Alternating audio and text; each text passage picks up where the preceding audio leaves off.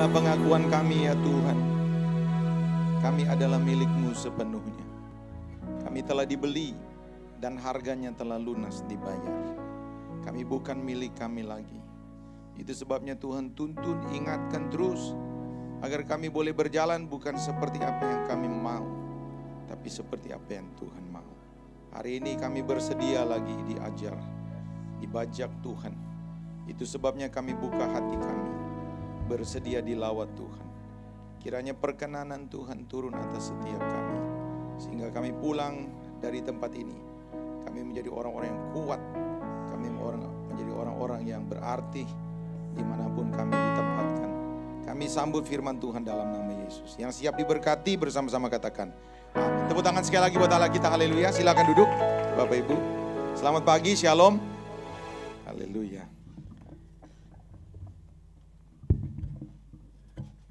Baik Bapak Ibu, kita buka Alkitab kita di dalam Ibrani pasal yang ke-11 ayat yang ke-6 dan Ibrani 10 ayat 37 sampai 38.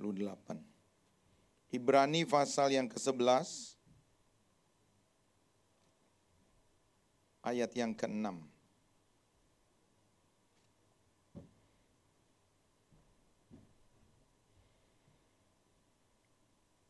Tetapi tanpa iman tidak mungkin orang berkenan kepada Allah. Sebab barang siapa berpaling kepada Allah, ia harus percaya bahwa Allah ada dan bahwa Allah memberi upah kepada orang yang sungguh-sungguh mencari Dia. Ibrani 10 ayat 37, sebab sedikit bahkan sangat sedikit waktu lagi, dan Ia yang akan datang sudah akan ada tanpa menangguhkan kedatangannya. Tetapi orangku yang benar akan hidup oleh iman. Dan apabila ia mengundurkan diri, maka aku tidak berkenan kepadanya. Bapak Ibu, saudara-saudara, kalau saudara mau dengan rendah hati menyadari bahwa kekristenan itu lebih banyak bicara tentang iman. Keselamatan itu ya saudara-saudara, itu kita terima sepenuhnya dengan iman.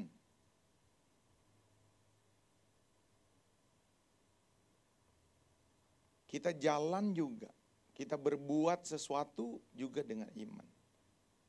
Nah ini sangat penting sekali untuk kita pahami. Kalau saudara perhatikan di dalam ayat yang ke-6, dari ayat pasal 11, tanpa iman tidak mungkin orang berkenan kepada Allah. Coba bayangin. Jadi perkenanan Allah itu turun ketika Allah melihat ada iman di hidup kita. Nah tentunya yang menjadi topiknya kan ini kita bicara tentang iman nih. Nah, tidak semua orang punya iman yang betul-betul yang Tuhan maksud. Makanya saudara-saudara, kita bisa saja tidak mendapatkan perkenanan Tuhan.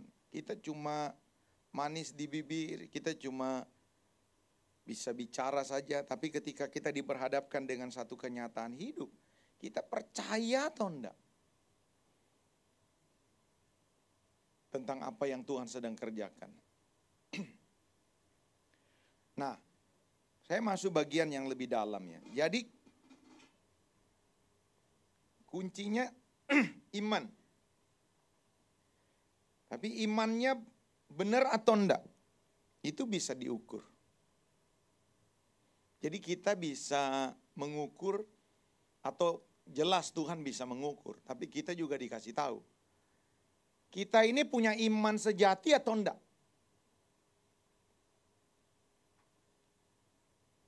Coba lihat ya, kita cari analoginya di dalam Matius pasal 15 ayat 18 sampai 19. Matius 15 ayat 18 dan 19. Coba kita lihat.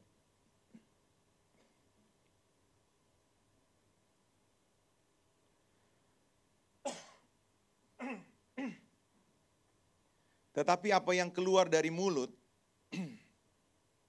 berasal dari hati. Itulah yang menajiskan orang. Next. Karena dari hati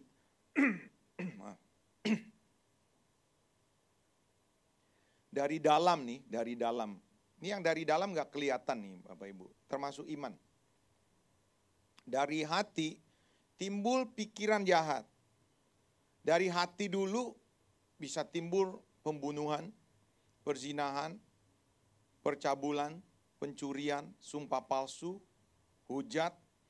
Coba Lukas 6 ayat 43 dan sampai 45. Lukas 6 ayat 43 sampai 45. Karena tidak ada pohon yang baik yang menghasilkan buah yang tidak baik. Dan juga tidak ada pohon yang tidak baik yang menghasilkan buah yang baik. Sebab setiap pohon dikenal pada buahnya. Karena dari semak duri orang tidak memetik buah ara. Dan dari duri-duri tidak memetik buah anggur. Terus. Orang yang baik mengeluarkan barang yang baik. Dari perbendaharaan hatinya. Dari dalam nih. Yang baik. Dan orang yang jahat mengeluarkan barang-barang yang jahat dari perbendaharaan yang jahat. Karena yang diucapkan mulutnya meluap dari hatinya. Jadi begini saudara-saudara, sebelum kita lanjut ya. Saya ulangi ya. Tanpa iman orang tidak dapat perkenanan Tuhan. Ingat ini.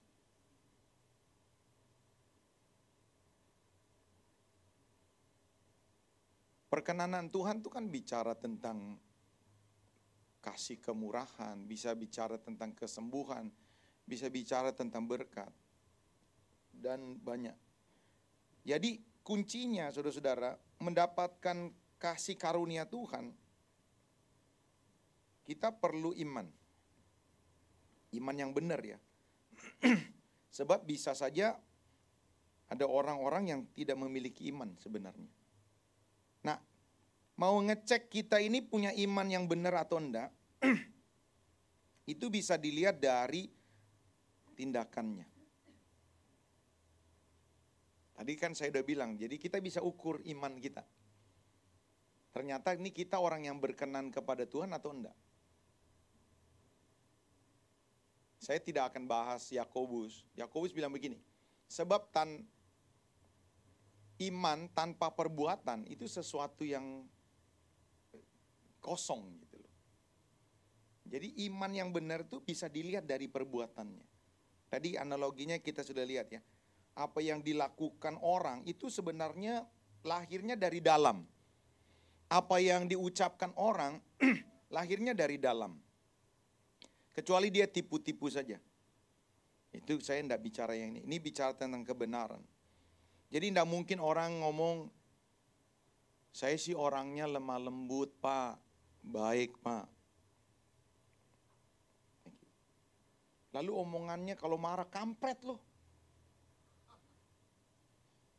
Itu omong kosong. Saya sih orangnya baik. Kalau emosian, gue gamparin loh. Ini omong kosong ini, saudara-saudara. So, apa yang diucapkan, apa yang gerakan ya, itu gini ya, raut wajah itu ngalirnya dari dalam loh. Makanya kita itu punya impresi yang namanya kesan. Secara natural orang tuh bisa keluar ekspresinya. Jadi kita sebenarnya tidak bisa menyembunyikan kalau kita lagi benar ya, kecuali kita bersandiwara. Nah hari ini saya mau saudara-saudara perhatikan betul.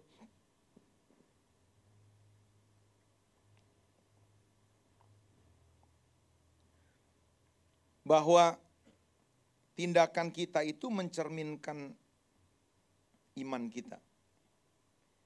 Nah kalau saudara mau lihat anugerah Tuhan, maka saudara harus memiliki iman yang benar. Iman yang melahirkan mujizat, iman yang melahirkan kasih kemurahan Tuhan adalah satu keyakinan akan apa? Akan Allah akan menyatakan mujizatnya sejauh orang percaya itu mengambil tindakan. Saya percaya kuasa doa. Tapi kadang-kadang saudara-saudara ada orang berdoa, dia membiarkan Tuhan bekerja sendiri. Ini buat pendoa-pendoa syafaat juga ya saudara-saudara, buat kita yang suka doa. Saya juga pendoa. Tapi saudara-saudara, doa itu tidak semuanya menyuruh Tuhan bekerja. Doa sebenarnya mempercayai bahwa ketika kita bertindak, Tuhan menyatakan janjinya. Saya kasih contoh ya. Coba kita buka bersama-sama Yosua pasal yang ke-14. Mulai dari ayat yang ke-6. Yosua 14 ayat yang ke-6.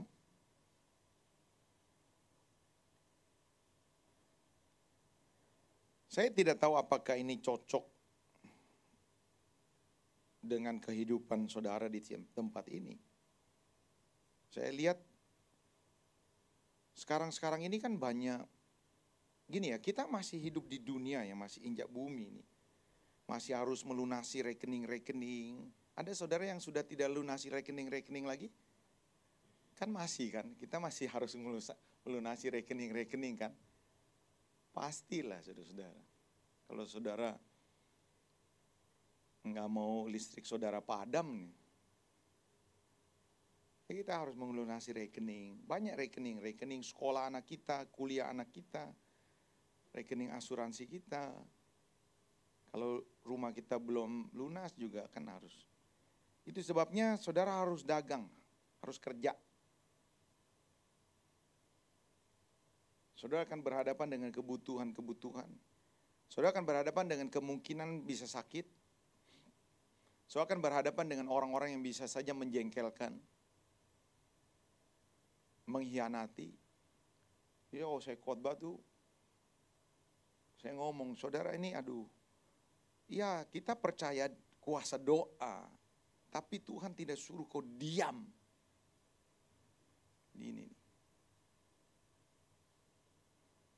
Kita hanyut dengan satu ayat yang berkat Tuhanlah yang menjadikan kaya. Susah payah tidak kasih tambah tahun. Jadi kau duduk diam, doa saja. Ini salah Pak. Ini orang tidak ngerti ini. Tuhan bisa menyelamatkan manusia dalam satu kali kedipan. Dia Allah yang berkuasa. Tapi dia tidak begitu. Dia harus planning jauh, lama loh. Kalau saudara baca kitab Ibrani, setelah berulang-ulang Tuhan menyatakan dirinya lewat perantara nabi-nabi, pada zaman akhir, kan lama tuh. Untuk muncul Allah jadi manusia tuh kan lama. Harus jadi bayi dulu. Kan Yesus waktu dilahirkan tidak dalam waktu 2 jam jadi gede kan. Kan enggak. Harus netek dulu dia. Harus belajar jalan dulu. Yesus belajar jalan enggak ya? Belajar jalan. Yesus belajar matematik enggak ya? 1 tambah 1. Atau tiba-tiba dia udah langsung. Enggak usah belajar mah, aku udah jago. Enggak, dia mesti diajarin dulu. Coba Allah kok, itu cara kerjanya Allah. Supaya kau jangan kecewa nanti. Mujizat. Lalu kita diam saja, omong kosong saudara-saudara. Ini bukan cara kerja Tuhan. Cara kerja Tuhan ya saudara, you mau lihat perkenanan aku. Ini kan bicara tentang banyak tadi. You percaya kepadaku dan aku memberkati apa yang kau kerjakan.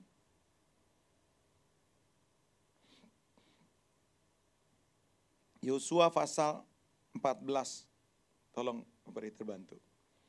Bani Yehuda datang menghadap Yosua di Gilgal. Pada waktu itu berkatalah Kaleb bin Yefune orang Kenas itu kepadanya. Engkau tahu firman yang diucapkan Tuhan kepada Musa abdi Allah itu tentang aku dan tentang engkau di Kades Barnea. Terus, aku berumur 40 tahun ketika aku disuruh Musa hamba Tuhan itu dari Kades Barnea untuk mengintai negeri ini. Dan aku pulang membawa kabar kepadanya yang sejujur-jujurnya. Sedang saudara-saudaraku yang bersama-sama pergi ke sana dengan aku 10 orang. Kan 12 orang toh. Membuat tawar hati bangsa itu. Aku tetap mengikuti Tuhan Allahku dengan sepenuh hati. Next. Pada waktu itu Musa bersumpah. Katanya, sesungguhnya tanah yang akan diinjak oleh kakimu itu akan menjadi milik pusakamu dan anak-anakmu sampai selama-lamanya. Sebab engkau tetap mengikuti Tuhan Allahku dengan sepenuh hati. Sampai di sini dulu. Tahan dulu, jangan dimatiin. Jadi Musa itu kan berkata kepada seluruh orang Israel, termasuk kepada 12 pengintai. Tuhan memberikan satu negeri, tanah perjanjian yang subur, berlimpah susu dan madu itu subur. Ya. Kalau saudara dengar kata berlimpah susu dan madu itu artinya subur. Kalau berlimpah susu berarti harus banyak penghasil susunya. Namanya berlimpah. Kan dombanya mesti banyak, kambingnya mesti banyak, lembu sapi mesti banyak. Kalau lembu sapi, domba, kambing banyak, harus siap makanannya banyak. Apa itu? Rumput. Rumput dan apa? Dan air. Jadi kata berlimpah susu dan madu itu berarti subur. Aku akan kasih kepadamu. Dipercayai nggak harus dengan iman? Ya, tapi untuk mendapatkannya, Musa harus ngomong begini, setiap tempat yang akan diinjak oleh telapak kakimu, aku beri.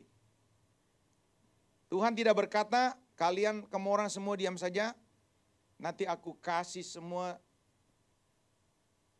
penyakit difteri, biar semua orang mampus. Lalu kalau semua mampus, aku baru masuk. Tidak.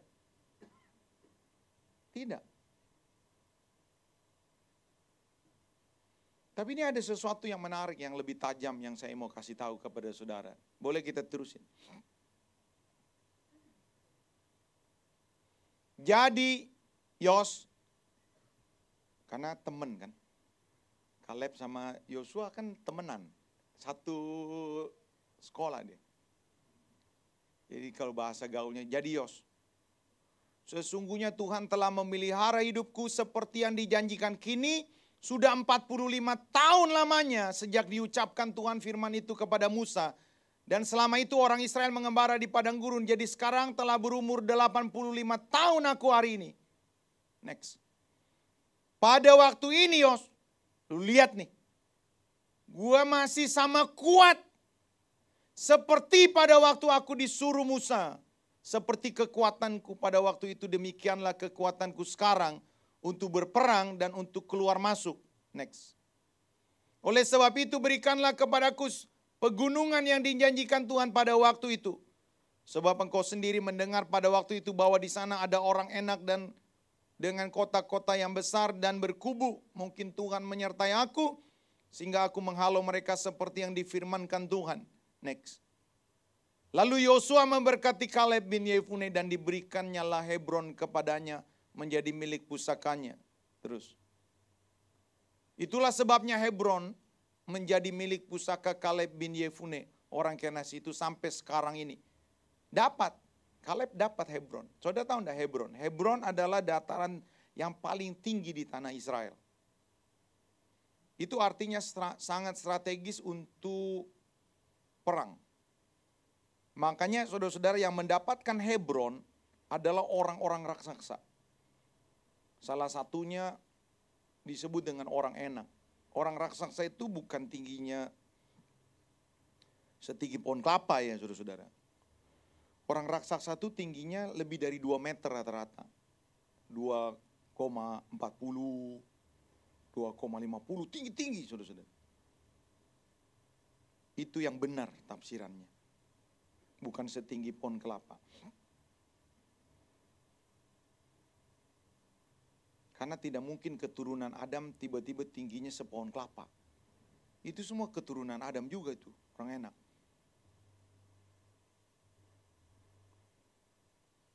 Jadi saudara-saudara, ketika Kaleb datang kepada Yosua, itu Kaleb sudah umur 85. Dia belum dapat loh. Mereka tinggal di pesisir aja, di dekat sungai Yordan saja.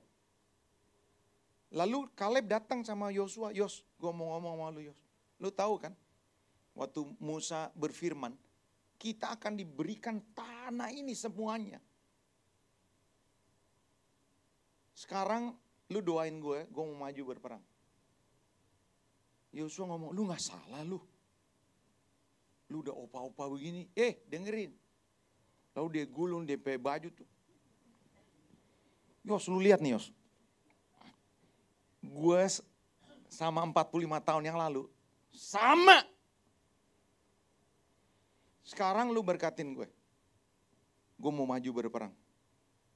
Kalau enggak kita gak dapat. Tapi saudara-saudara yang dari sini saya ingin saudara dengar ya, saya ingin saudara-saudara memahami.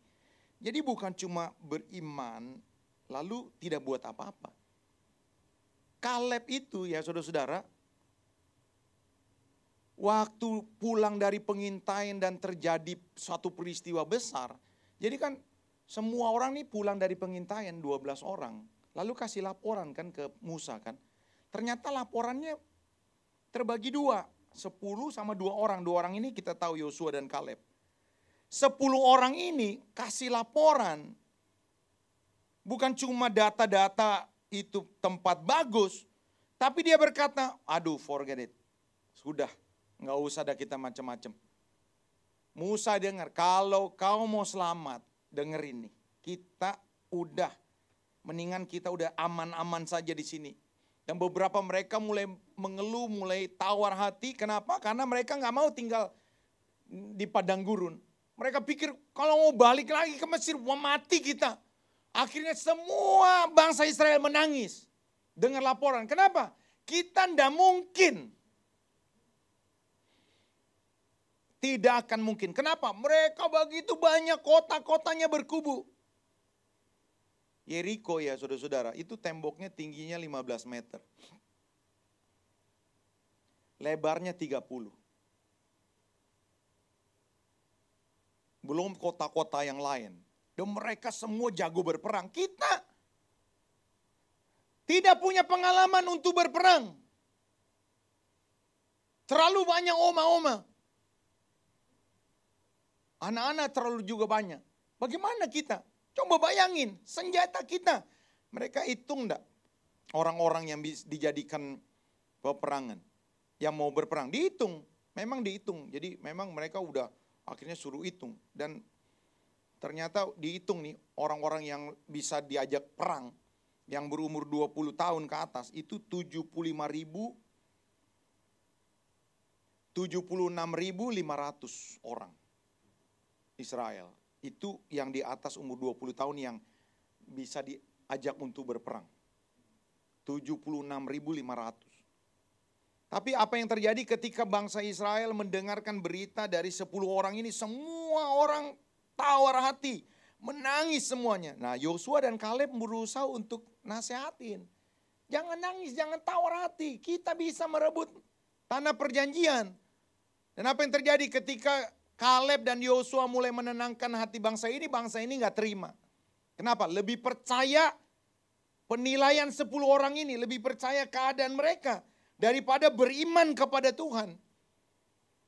Akhirnya apa yang terjadi? Semua orang ambil batu mau lempari Kaleb dan Yosua dengan batu. Waktu mereka mau lempar, tiba-tiba hadirat Tuhan turun, lalu Tuhan marah di situ. Saudara tahu nggak marahnya Tuhan seperti apa? Tuhan berkata begini, kalian semua menista aku. Bukankah aku telah berjanji menyertai kamu, memberikan kamu kemenangan, memberikan kamu malaikat untuk menyertai kamu, memastikan kamu bisa masuk. Sekarang semua orang yang menista aku, coba jadi nggak percaya itu sebenarnya menista Tuhan. Semua orang yang di atas umur 20 tahun, lihat nih, tidak akan masuk. Jadi artinya saudara-saudara, termasuk siapa? Termasuk 76.500 orang ini sudah dinubuatkan, you tidak akan masuk. Setelah peristiwa itu saudara-saudara, apa yang dilakukan oleh Kaleb? Ini yang saya ingin sampaikan kepada saudara-saudara. Lama saudara-saudara peristiwa itu, kenapa? Tunggu mati dulu. Karena Kaleb percaya, ini orang benar-benar nih. Mati dulu baru bisa masuk. Dan ternyata betul. Tunggu terus. Masih orang-orang yang di atas umur 20 tahun dihitung atau dilihat sama Kaleb. Akhirnya sudah mati, ternyata udah 45 tahun untuk kasih mati orang ini. Semua orang yang di atas 20 tahun. Lebih dari 40 tahun. Lalu selama itu apa yang dilakukan oleh Kaleb? Kaleb jaga kebugaran. Dia cari tempat nge-gym yang bagus waktu itu.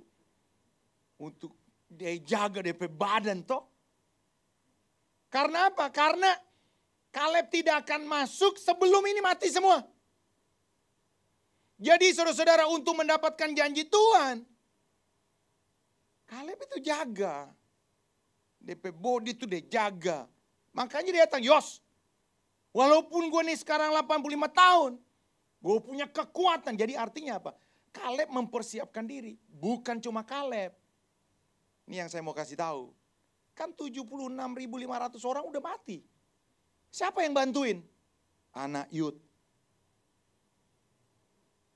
Jadi sejak saat itu saudara-saudara, di tengah-tengah tentara-tentara yang ada, Kaleb, nih di Alkitab saudara enggak ada, di tafsiran saya ada saudara-saudara. Kaleb itu perhatikan, lihat ya, orang-orang Israel yang berumur 20 tahun ke bawah, dia latih berperang. Termasuk siapa lagi? Termasuk ibu-ibu yang lagi hamil. Termasuk apa? Anak-anak. Bukan cuma latih fisik, tapi mental, roh. Dan pada saatnya saudara-saudara, dia datang sama Yosua. Yos, lu tahu enggak? Masa kita mau tinggal di pinggiran sungai Yordan aja begini? Kapan kita menerima janji Tuhan? Lu doain gue mau rebut Hebron. Yosua berkata, lu enggak salah. Enggak. Lu tahu kan, 45 tahun gue mempersiapkan satu generasi. Bapak Ibu saudara-saudara, apakah kita cuma doa saja? Doa saja. Saya tidak anti doa saudara-saudara. Saya bahkan berdoa syafaat. Kadang-kadang tidak keluar bahasa Indonesia sama sekali. Saya berdoa syafaat. Terus masuk dalam hadirat Tuhan. Berbahasa roh. Kadang-kadang menyembah juga sedikit aja bahasa Indonesianya. Tapi apakah terus kita diam? Tidak. Kalau saudara mau dipakai 20 tahun yang akan datang masih mantap. Ya kau jaga dong badanmu. Kau boleh umur 50 tahun ke atas. Tapi kalau kau mau lihat penampilan bodimu kayak 30 tahun, kau jaga. Jangan terlalu banyak makan babi. Jangan terlalu banyak, itu bukan berarti tidak boleh. Boleh. Sedikit-sedikit saja. Terutama yang samcan itu tuh. Itu yang paling enak soalnya. Kau jaga istirahat. Kalau kau mau anakmu mantap, kau prepare dong. Ini saya kasih tahu nih. Udah tahu keturunannya keturunan diabetes. Masih minum Coca-Cola lagi. Bagaimana? Kalau saudara mau cucu saudara mantap, kau nasihatin anakmu. Yuk didik anak. Jangan seperti ini.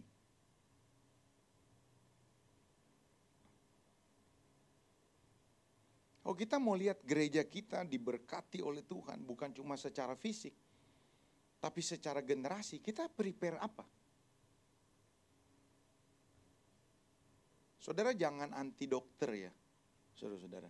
Tapi juga tidak boleh mengandalkan dokter, beda loh. Tuhan berkati kita lewat dokter, tapi dengan kita jadi mengandalkan dokter. Ada orang-orang bilang, nggak usah berdoa saja. Oh enggak, Tuhan juga bisa pakai dokter. Tuhan kasih kecanggihan yang bisa mendeteksi. Coba saya kasih lihat beberapa atau contoh yang lain. Coba kita buka 2 Raja-Raja pasal yang keempat. 2 Raja-Raja 4 ayat 1. 2 Raja-Raja 4 ayat yang pertama. Salah seorang dari istri-istri para nabi mengadukan halnya kepada Elisa. Mengadukan halnya itu halnya apa? Ada seorang janda miskin lagi dikejar-kejar debt collector karena punya utang. Hambamu, suamiku sudah mati dan engkau tahu bahwa hambamu ini takut akan Tuhan. Tetapi sekarang penagih hutang sudah datang untuk mengambil kedua orang anakku menjadi budak. Next. Jawab Elisa kepadanya, apakah yang dapat ku perbuat bagimu? Beritahukanlah kepadaku apa yang kau punya di rumah. Sepeda masih ada enggak? Sepeda. Sepeda sudah tidak ada. Motor tidak ada. TV juga tidak ada. Apa yang kau mau jual? Ya sudah tidak ada. Kira-kira seperti udah gak punya apa-apa. Sebentar debt collector. Orang Ambon lagi debt collectornya. Datang tinggi-tinggi. So janji dia bilang, you nggak bayar. Pung anak, bet bawah. Jadi tuh anak mau dibawa itu. Hambamu ini tidak punya sesuatu apapun di rumah. Kecuali ini mobil Kijang dulu kah? Ini bukan. Kecuali sebuah buli-buli berisi minyak. Lalu berkata Elisa, oke, pergi mintalah bejana-bejana dari luar. Kau punya tetangga toh? Minta. Karena dalam hal seperti ini banyak orang mungkin sudah kehabisan minyak. Jadi jerigen-jerigen mungkin masih banyak yang kosong. Bejana-bejana kosong. Tetapi jangan terlalu sedikit. Kemudian masuklah, tutuplah pintu sesudah engkau dan anakmu masuk. Tuanglah minyak itu ke dalam bejana yang kau cari nanti. Mana yang penuh, pindah. Next. Pergilah perempuan itu daripadanya, ditutupnyalah pintu sesudah ia dan anak-anaknya masuk. Dan anak-anaknya mendekatkan bejana-bejana kepadanya. Sedang ia terus menuang. Ketika bejana-bejana itu sudah penuh, berkatalah perempuan itu kepada anaknya, dekatkanlah kepadaku sebuah bejana lagi. Tetapi jawabnya kepada ibunya, tidak ada lagi bejana. Lalu berhentilah minyak itu mengalir. Next. Kemudian pergilah perempuan itu memberitahukan kepada abdi Allah, dan orang ini berkata, pergilah juallah minyak itu ya, bayar hutangmu. Dan hiduplah dari lebihnya engkau serta anak-anakmu. Stop sampai di situ. Tuhan berjanji akan memelihara. Tapi saudara dengar, you mesti harus ambil bagianmu. Ini janda cari jerigen. Dia bilang, hamba Tuhan itu bilang, jangan terlalu sedikit ya. Yang banyak. Kalau dia dapat 5, sudah 5 saja. Kenapa cari jerigen 5? Kau bisa 25. Kau bisa lebih 30. Jadi sejauh mana kita bertindak, sejauh itulah Tuhan akan nyatakan janjinya. Kembali lagi Bapak Ibu Saudara-saudara, kalau kau mau sehat, Umur 60 tapi badan kayak umur 37. Wow, kan keren tuh. Ya kau jaga dong.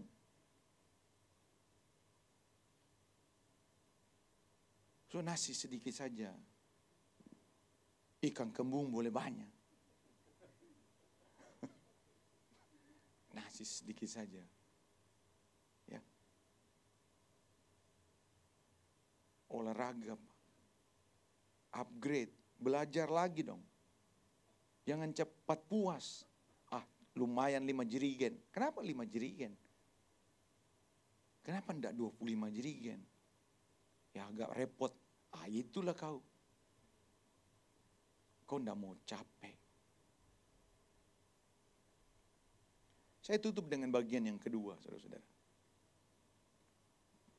Coba kita buka bersama-sama 1 Korintus 3 ayat 10.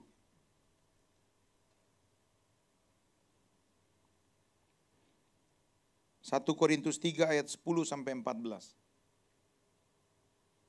Sesuai dengan kasih karunia Allah yang dianugerahkan kepadaku, aku sebagai seorang ahli bangunan yang cakap telah meletakkan dasar. Dasar ini keselamatan ya, keselamatan.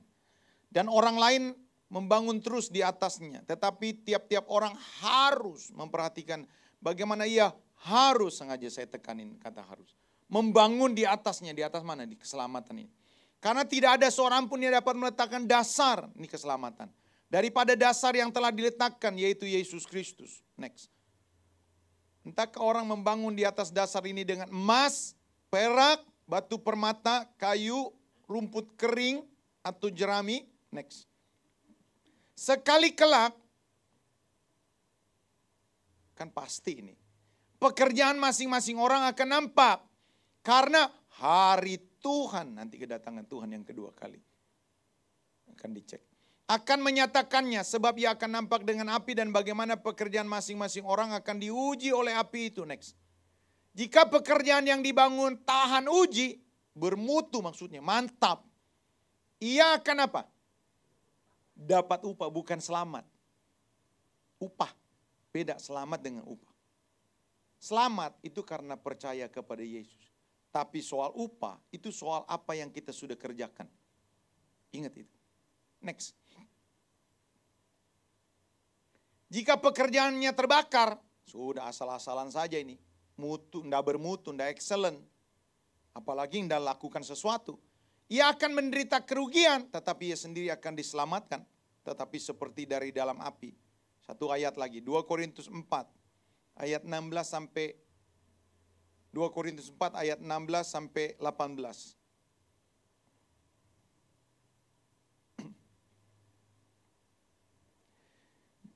Dua Korintus 4 ayat 16 sampai 18.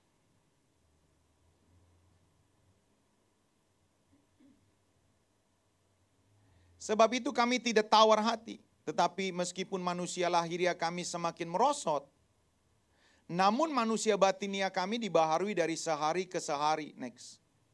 Sebab penderitaan ringan yang sekarang ini mengerjakan bagi kami kemuliaan kekal yang melebihi segala-galanya. Jauh lebih besar daripada penderitaan kami. Next. Sebab kami tidak memperhatikan yang kelihatan, melainkan yang tidak kelihatan. Karena yang kelihatan adalah sementara, sedangkan yang tidak kelihatan adalah kekal. Saya kasih ilustrasi sebelum saya jelasin. Menutup khotbah saya hari ini. Satu kali saudara-saudara, ada seorang ibu mengeluh tentang manfaat asuransi yang dia ikuti. Ya kebetulan saya dengar. Dia bukan ambil asuransi dari saya, maksudnya saya dengar dia mengeluh tentang asuransi yang dia ikuti. Wah, apaan nih asuransi ini, nyesel saya. Enggak sesuai dengan janjinya katanya. Kenapa, Bu? Masa saya cuma dapat biaya kamar cuma 175.000. Hah? 175. Kamar macam apa yang saya dapat? 175. Udah gitu biaya operasi ternyata tidak di cover. Cuma sekian juta saja dapatnya.